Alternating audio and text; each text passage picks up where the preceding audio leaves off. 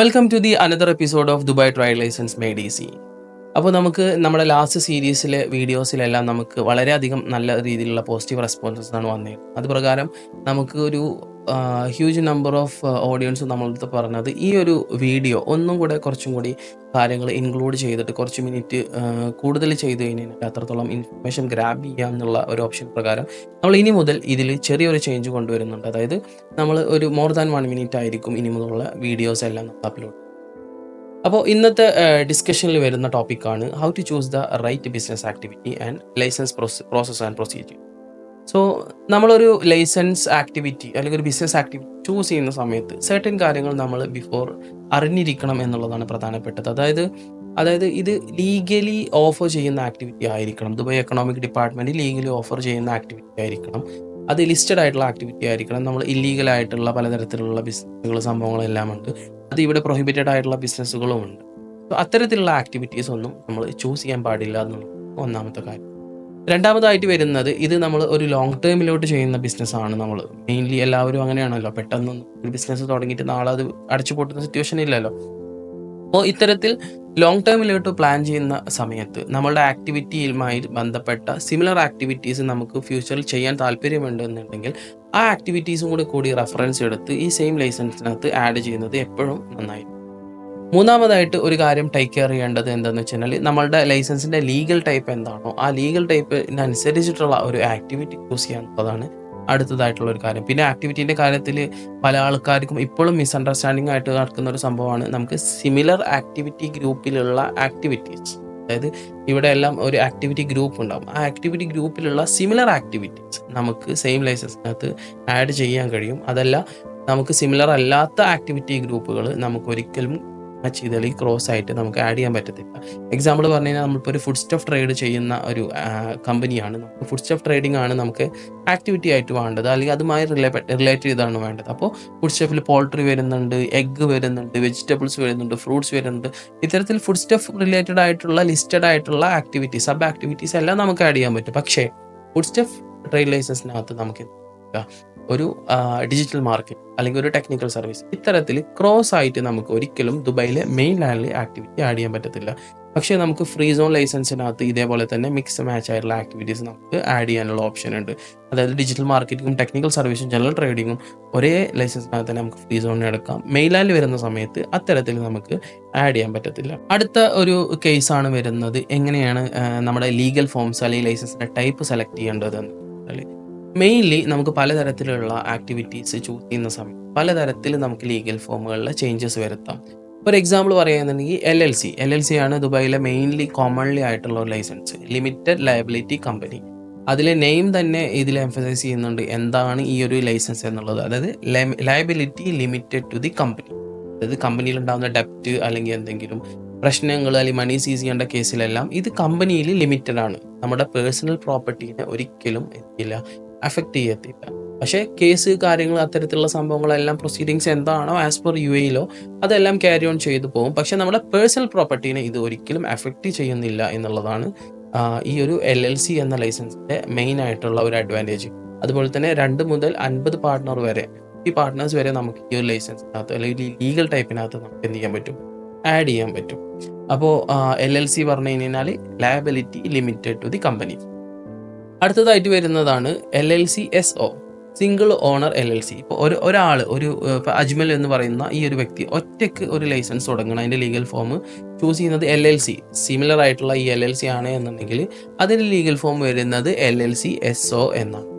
അടുത്തതായിട്ട് വരുന്ന ഒരു ലീഗൽ ഫോമാണ് LLC SO, single owner LLC. അപ്പോൾ ഈ ഒരു നെയിമും ഇതുപോലെ തന്നെ എംഫസൈസ് ചെയ്യുന്നത് നമ്മുടെ same limited liability company single ഓണറാണ് അല്ലെങ്കിൽ ഒരു വ്യക്തിയാണ് ഓപ്പൺ ചെയ്യുന്നത്.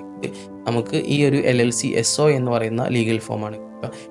പ്രത്യേകിച്ചും LLC companies mainly commercial and trading activities ആണ് LLCയിൽ മെയിൻ ആയിട്ട് വരുന്നത്. അടുത്തതായിട്ട് വരുന്ന ഒരു ലീഗൽ ഫോമാണ് സോൾ എസ്റ്റാബ്ലിഷ്മെൻറ്റ് എന്ന് പറയുന്നത്. സോൾ എസ്റ്റാബ്ലിഷ്മെൻറ്റിൽ 100% നമ്മൾ തന്നെ ആയിരിക്കും ഓണർ. പക്ഷേ ആ ലൈസൻസിനകത്ത് LSA ഏജൻറ്റ്, അറബിയിൽ പറഞ്ഞു കഴിഞ്ഞാൽ വക്കീൽ ഖിദ്മാത്ത്, ഒരു ലോക്കൽ സർവീസ് ഏജൻറ്റിനെ നമ്മുടെ ഗാർഡിയനായിട്ട് അപ്പോയിൻറ്റ് ചെയ്യേണ്ടതുണ്ട് ഈ ഒരു ലൈസൻസിനകത്ത്. അപ്പോൾ ഈ ഒരു ലോക്കൽ ഏജൻറ്റ് അല്ലെങ്കിൽ ഒരു എമിറാത്തിക്ക് ഒരു തരത്തിലുള്ള പാർട്ട്ണർഷിപ്പോ സംഭവങ്ങളോ ഒന്നും ഉണ്ടാവത്തില്ല. He is just like acting as an agent in our company. So നമ്മൾ തന്നെയായിരിക്കും 100% ഓണർ. അതുപോലെ തന്നെ കമ്പനിയിൽ വരുന്ന എല്ലാ തരത്തിലുള്ള ലയബിലിറ്റീസ്, ഡെപ്റ്റ് കാര്യങ്ങളെല്ലാം നമ്മളുടെ പേഴ്സണൽ പ്രോപ്പർട്ടി അല്ലെങ്കിൽ പേഴ്സണലായിട്ട് നമ്മളെ അഫക്റ്റ് ചെയ്യുന്നതാണ്. ഇതാണ് LLCയും സോൾ എസ്റ്റാബ്ലിഷ്മെൻറ്റും തമ്മിലുള്ള ഡിഫറൻസ്. മൂന്നാമതായിട്ട് വരുന്ന മെയിൻ ഒരു ലീഗൽ ഫോമാണ് സിവിൽ കമ്പനി എന്ന് പറയുന്നത്. ഇത് similar to the sole establishment ആണ്. അതായത് രണ്ടോ അതിലധികമോ പാർട്ട്നേഴ്സ് ആഡ് ആവുകയാണ് ഈ ഒരു സോൾ എസ്റ്റാബ്ലിഷ്മെൻറ്റിൻ്റെ കോൺസെപ്റ്റിൽ അല്ലെങ്കിൽ ആ ഒരു ടൈപ്പ് ഓഫ് ലീഗൽ ഫോമിൽ എന്നുണ്ടെങ്കിൽ ഇത് സിവിൽ കമ്പനി ആയിട്ട് നമുക്ക് ലീഗൽ ഫോം ചേഞ്ച് ആവുന്നതാണ്. അതായത് രണ്ടോ അതിൽ കൂടുതൽ 2 to 50 പാർട്ട്നേഴ്സ് ഉണ്ടായിരിക്കും. അതുപോലെ തന്നെ ഇത് ഒരു ലിമിറ്റഡ് ലയബിലിറ്റി കമ്പനി ആവില്ല. പക്ഷേ ഈ നമ്മുടെ പേഴ്സണൽ പ്രോപ്പർട്ടീസ് അല്ലെങ്കിൽ എന്തെങ്കിലും ലയബിലിറ്റീസ് സംഭവങ്ങൾ എന്തുണ്ടാവുമ്പോൾ ഇതെല്ലാം നമ്മുടെ പേഴ്സണൽ പ്രോപ്പർട്ടീനെ അഫക്റ്റ് ചെയ്യുന്ന തരത്തിലുള്ള ഈ ഒരു ലീഗൽ ഫോമാണ് സിവിൽ കമ്പനി. അപ്പോൾ നമ്മൾ ഇതിൻ്റെ എല്ലാം മെയിൻ ഡോക്യുമെൻ്റ് നോക്കുന്ന സമയത്ത് LLCക്ക് ഉണ്ടാവുക മെമ്മോറാണ്ടം ഓഫ് അസോസിയേഷൻ ആണ്. അതായത് കമ്പനിയും ഈ പാർട്ട്നേഴ്സും തമ്മിലുള്ള എഗ്രിമെൻ്റ് ആണ് MOA എന്ന് പറയുന്നത്. സോൾ എസ്റ്റാബ്ലിഷ്മെൻറ്റിൽ വരുന്ന സമയത്ത് ഇതിനകത്ത് കമ്പനി എന്താണ് സെപ്പറേറ്റ് ആയിട്ട് നിൽക്കുന്ന ഒരു സിറ്റുവേഷൻ ഉണ്ട്. പക്ഷേ അതിനകത്ത് എന്താണ് ഒരു LSA ഏജൻ്റ് ഉണ്ട്. അപ്പോൾ ഈ ഓണറും അല്ലെങ്കിൽ കമ്പനിയും ഈ LSA ഏജൻറ്റും തമ്മിലുള്ള ഒരു LSA എഗ്രിമെൻ്റ് ആണ് ഈ ഒരു സോൾ എസ്റ്റാബ്ലിഷ്മെൻറ്റിനകത്ത് മെയിൻ ഡോക്യുമെൻ്റ് ആയിട്ട് ലൈസൻസിന് പുറമെ വരുന്നത്. മൂന്നാമതായിട്ട് പറഞ്ഞ നമ്മുടെ സിവിൽ കമ്പനിയിൽ വരുന്നത് എങ്ങനെയെന്ന് വെച്ച് കഴിഞ്ഞാൽ പാർട്ട്നേഴ്സ് തമ്മിലുള്ള ഒരു സിവിൽ എഗ്രിമെൻറ്റ്. ഈ LSA agent already sole establishment പോലെ തന്നെ ഈ ഒരു സിവിൽ കമ്പനിയിലും ആഡ് ചെയ്യേണ്ടതുണ്ട്. സോ ആ ഒരു LSA ഏജൻറ്റിൻ്റെ എഗ്രിമെൻറ്റും സിവിൽ എഗ്രിമെൻറ്റും LSA എഗ്രിമെൻറ്റും ഈ ഒരു സിവിൽ കമ്പനി എന്നുള്ള ലീഗൽ ഫോമിൽ വരുന്നതാണ്.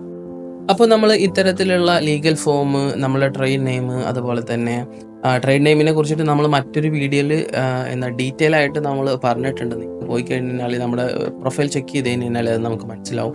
അപ്പോൾ ട്രേഡ് നെയിം, പിന്നെ അതുപോലെ തന്നെ നമ്മുടെ ലീഗൽ ഫോം, നമ്മുടെ ആക്ടിവിറ്റി ഇതെല്ലാം ചൂസ് ചെയ്ത് കഴിഞ്ഞാൽ പിന്നെ നമ്മുടെ ലൈസൻസിൻ്റെ പ്രൊസീജിയർ സ്റ്റാർട്ട് ചെയ്യുകയാണ്. അപ്പോൾ ലൈസൻസിൻ്റെ പ്രൊസീജിയർ സ്റ്റാർട്ട് ചെയ്യുന്ന സമയത്ത് ഒന്നാമതായിട്ട് നമുക്ക് വേണ്ട ഡോക്യുമെൻറ്റ്സ് എന്നത് പാസ്പോർട്ടും unified ID number. Already resident ആയിട്ടുള്ള ആൾക്കാരാണെങ്കിൽ എമിറേറ്റ്സ് ID, അല്ലെങ്കിൽ വിസിറ്റ് വിസയിലുള്ള ആൾക്കാരാണെങ്കിൽ വിസിറ്റ് വിസ കോപ്പി, അല്ലെങ്കിൽ യൂണിഫൈഡ് ID നമ്പർ. എന്തിനാണെന്ന് വെച്ച് കഴിഞ്ഞാൽ ദുബായ് മെയിൻലാൻഡിൽ നമുക്ക് ഒരു വിസിറ്റ് വിസ ജസ്റ്റ് ഇഷ്യൂ ചെയ്ത് കഴിഞ്ഞാലോ അല്ലെങ്കിൽ ആൾ ഈ ഒരു കൺട്രിയിൽ എൻ്റർ ചെയ്ത് കഴിഞ്ഞാൽ നമുക്കൊരു യൂണിഫൈഡ് ആയിട്ടുള്ള ഒരു നമ്പർ കിട്ടും. ആ ഒരു നമ്പറും പാസ്പോർട്ട് കോപ്പി അല്ലെങ്കിൽ എമിറേറ്റ്സ് ID കോപ്പി എന്തൊക്കെ ഡോക്യുമെൻ്റ് ആണോ അത്, അതുപോലെ തന്നെ ഇമെയിൽ അഡ്രസ്സ്, മൊബൈൽ നമ്പർ, നമ്മുടെ ട്രേഡ് നെയിം. നമുക്ക് 3 ഓപ്ഷൻ, അറ്റ്ലീസ്റ്റ് ഒരു 3 option trade name.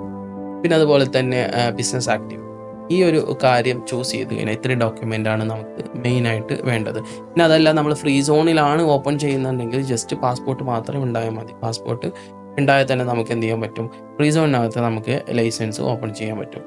So ലൈസൻസിൻ്റെ procedure എന്ന് പറയുന്നത് ഫസ്റ്റ് നമ്മൾ ട്രേഡ് നെയിം ബുക്ക് ചെയ്യുക. നമ്മളുടെ ബിസിനസ് നെയിം എന്താണോ ആ നെയിം ബുക്ക് ചെയ്യുക. അത് ബുക്ക് ചെയ്ത് കഴിഞ്ഞാൽ നമുക്ക് അതിൻ്റെ അപ്രൂവ്ഡ് ആയിട്ടുള്ള ട്രേഡ് നെയിം സർട്ടിഫിക്കറ്റ് കിട്ടും. അതുപോലെ തന്നെ സെക്കൻഡ് വരുന്നത് ഇനീഷ്യൽ അപ്രൂവലാണ്. ഇനീഷ്യൽ അപ്രൂവൽ എന്ന് പറയുന്നത് നമ്മുടെ ഒരു പ്രീ ലൈസൻസ് ആണെന്ന് നമുക്ക് വേണമെങ്കിൽ പറയാം. അതായത് നമ്മളുടെ പാർട്ട്നേഴ്സ്, ആക്ടിവിറ്റി, എത്ര മീൻസ് ആർക്കൊക്കെയാണ് അതോറിറ്റി, ആരാണ് മാനേജർ, ഇത്തരത്തിലുള്ള എല്ലാ കാര്യങ്ങളും ഈ ഒരു ഇനീഷ്യൽ അപ്രൂവൽ ഡോക്യുമെൻ്റ് നമ്മളൊരു പ്രീ ലൈസൻസ് ആണെന്ന് വേണമെങ്കിൽ നമുക്ക് പറയാൻ പറ്റും. അപ്പോൾ അത്തരത്തിലുള്ള ഒരു ഡോക്യുമെൻ്റ് ആണ് ഇനീഷ്യൽ അപ്രൂവൽ. അപ്പോൾ ട്രെയിൻ നെയിം ബുക്ക് ചെയ്യുക, അതിനുശേഷം ഇനീഷ്യൽ അപ്രൂവൽ എടുക്കുക, അതിനുശേഷം നമ്മളുടെ MOA സൈനിങ് കംപ്ലീറ്റ് ചെയ്യുക. അതായത് പാർട്ട്നേഴ്സ് തമ്മിലുള്ള എഗ്രിമെൻ്റ് ആണ് സിവിൽ കമ്പനി വരുന്ന സമയത്ത് വരുന്നത്, അല്ലെങ്കിൽ കമ്പനിയും പാർട്ട്നേഴ്സും തമ്മിലുള്ള എഗ്രിമെൻ്റ് ആണ് LLC വരുമ്പോൾ സമയത്ത് വരുന്നത്. പിന്നെ സിവിലിലും സോളിലും വരുന്ന കോമൺ ആയിട്ടുള്ള ഡോക്യുമെൻ്റ് ആണ് ലോക്കൽ സർവീസ് ഏജൻറ്റ് തമ്മിലുള്ള എഗ്രിമെൻ്റ്, LSA എഗ്രിമെൻറ്റ്. സോ ഇത്തരത്തിലുള്ള കമ്പനി ഡോക്യുമെൻ്റ്, എഗ്രിമെൻറ്റ് അല്ലെങ്കിൽ ഡ്രാഫ്റ്റിംഗ് എന്താണോ ആ സംഭവങ്ങളെല്ലാം നമ്മൾ കംപ്ലീറ്റ് ചെയ്യാം.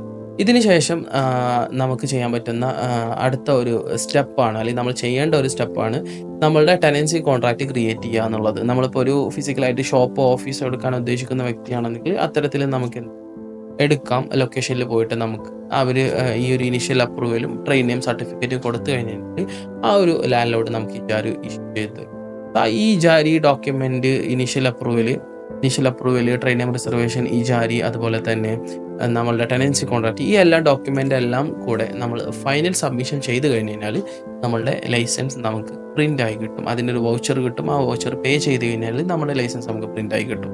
ലൈസൻസ് എടുത്തതിന് ശേഷം പിന്നെ ചെയ്യേണ്ട 2 കാര്യങ്ങളുണ്ട്. ഒന്ന് നമ്മുടെ എമിഗ്രേഷൻ കാർഡ് ഓപ്പൺ ചെയ്യുക, അതുപോലെ തന്നെ ലേബർ ഫയൽ ഓപ്പൺ ചെയ്യുക എന്നുള്ളത്. സോ ഈ ഒരു ട്രെയിൻ നെയിം എങ്ങനെ ചൂസ് ചെയ്യാം, അതുപോലെ തന്നെ ട്രെയിൻ നെയിം ചൂസ് ചെയ്യുമ്പോൾ ശ്രദ്ധിക്കേണ്ട കാര്യങ്ങളെല്ലാം നമ്മൾ മുമ്പ് പല വീഡിയോകളിലായിട്ട് ചെയ്തിട്ടുണ്ട്. അപ്പോൾ ആ കാര്യങ്ങളൊക്കെ നിങ്ങൾക്ക് റെഫർ ചെയ്ത് കഴിഞ്ഞാൽ അതിനെക്കുറിച്ചുള്ള കൂടുതൽ കാര്യങ്ങൾ നമുക്ക് മനസ്സിലാവുന്നതാണ്. So initial approval, trade name certificate, ഈ ഒരു പ്രോസസ്സ് കഴിഞ്ഞതിന് ശേഷം MOA അല്ലെങ്കിൽ സിവിൽ അഗ്രിമെൻറ്റ് അല്ലെങ്കിൽ LSA അഗ്രിമെൻറ്റ്, അതിനുശേഷം നമ്മളുടെ ടെനൻസി കോൺട്രാക്ട്, അതിനുശേഷം നമ്മുടെ ഈ ഡോക്യുമെൻ്റ് എല്ലാം സബ്മിറ്റ് ചെയ്ത് കഴിഞ്ഞ് കഴിഞ്ഞാൽ നമുക്കൊരു വൗച്ചർ കിട്ടും. ആ വൗച്ചർ പേയ്മെൻറ്റ് ചെയ്ത് കഴിഞ്ഞ് കഴിഞ്ഞാൽ നമുക്ക് നമ്മുടെ ഫൈനൽ ലൈസൻസ് നമുക്ക് പ്രിൻ്റ് ആയി കിട്ടും. ശേഷം എമിഗ്രേഷൻ കാർഡ്, അതുപോലെ തന്നെ ലേബർ ഫയൽ ഓപ്പണിംഗ് എന്നുള്ള പ്രൊസീജിയറാണ് നമ്മുടെ ഈ ലൈസൻസിൻ്റെ പ്രോസസ്സ് വരുന്നത്.